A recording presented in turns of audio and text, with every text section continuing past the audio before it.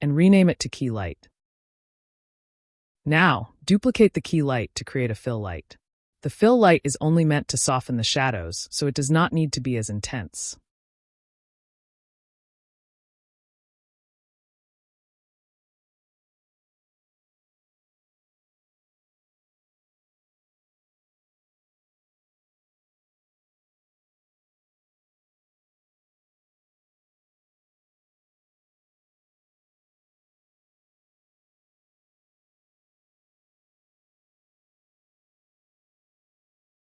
Start by setting its intensity to 300 and run a test render.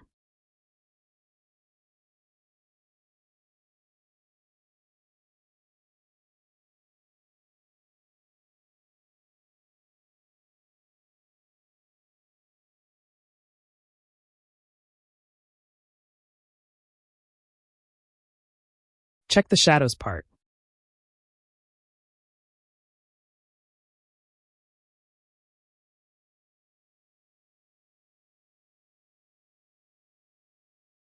If the shadows part appear too bright, lower the intensity to 200 and test again.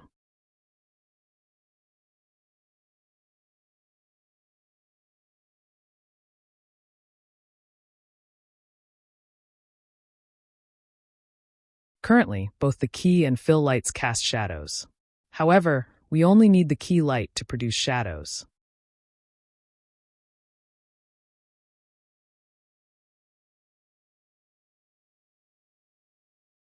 Select the fill light. In the Arnold tab, disable cast shadows.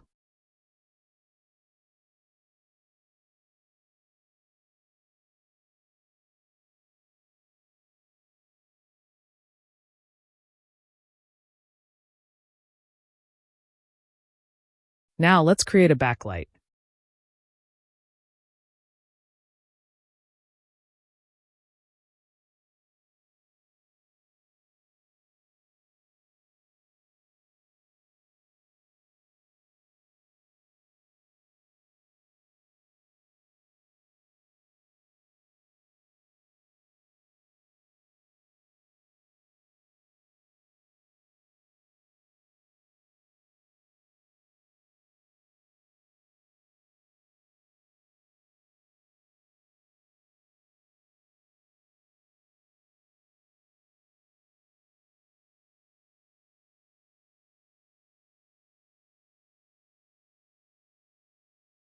Test different light intensities until you achieve a strong rim light effect around the edges of the object.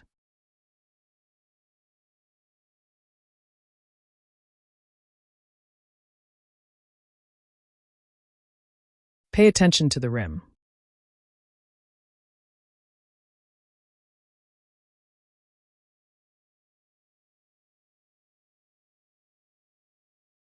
Increase the intensity.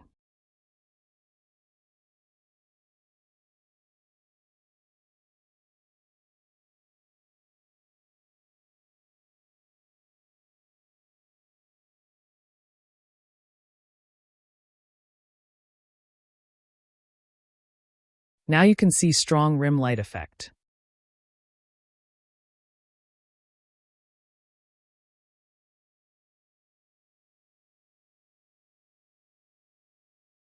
Once the overall lighting is satisfactory, you may notice that different light sources also illuminate the backdrop.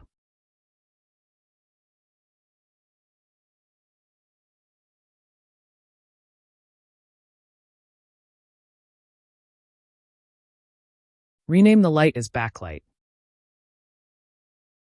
Since we only want the lights to affect the object and not the backdrop, we need to adjust the light linking settings to control which objects are affected by each light source.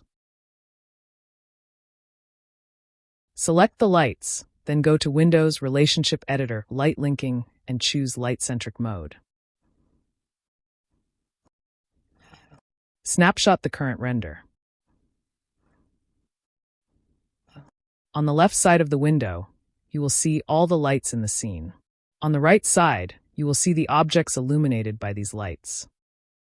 Now, select the fill light and backlight, then unlink the backdrop to prevent these lights from affecting it. Now test render it.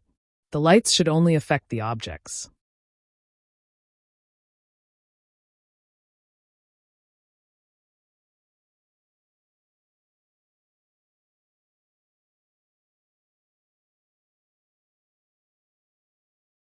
Once the lights are set up, we need to configure the camera. Go to Create, Cameras, Camera and Aim.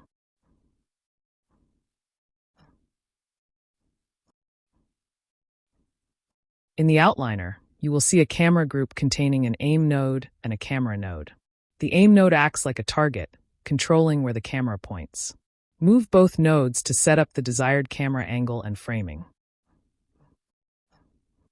Let the camera pointing toward directly to the model and backdrop.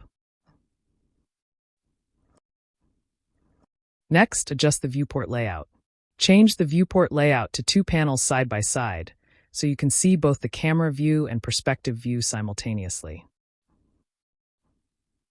Enable Resolution Gate to visualize the final render frame. Open the render settings. Set the resolution to 1K square. Adjust the camera to ensure the object fits well within the render frame.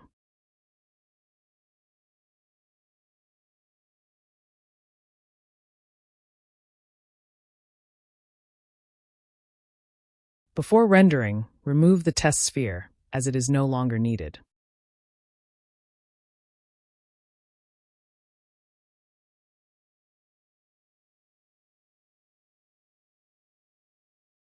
Perform a test render. Switch to camera render to confirm that it follows the main camera angle.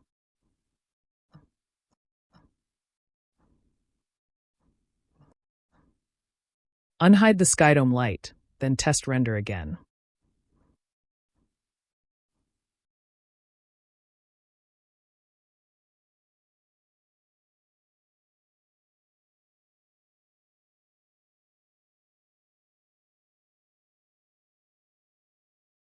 Lower the skydome intensity to around 0.1 to subtly illuminate the scene.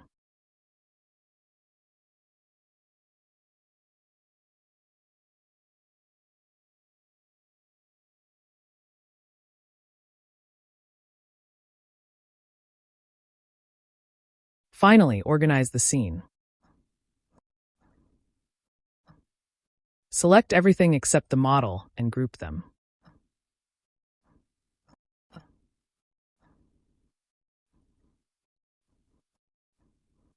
Rename the group Light Rig. This lighting setup can now be used for every model we create.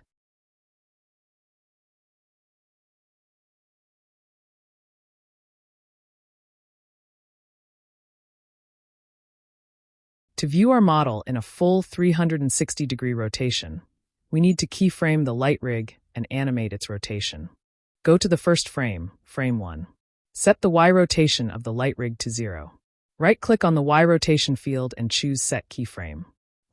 Go to frame 120. Set the Y rotation value to 360. Set another keyframe.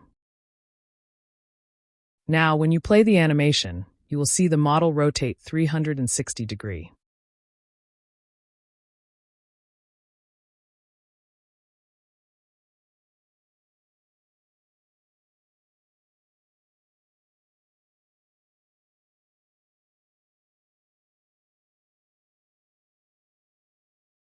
You will see the render updating from different angles as the light rig rotates around the model.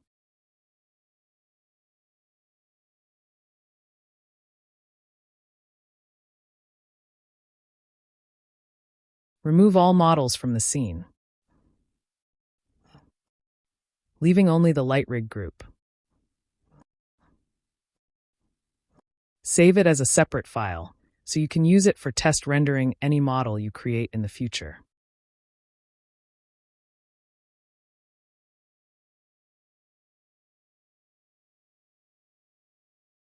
And that's how you create a light rig.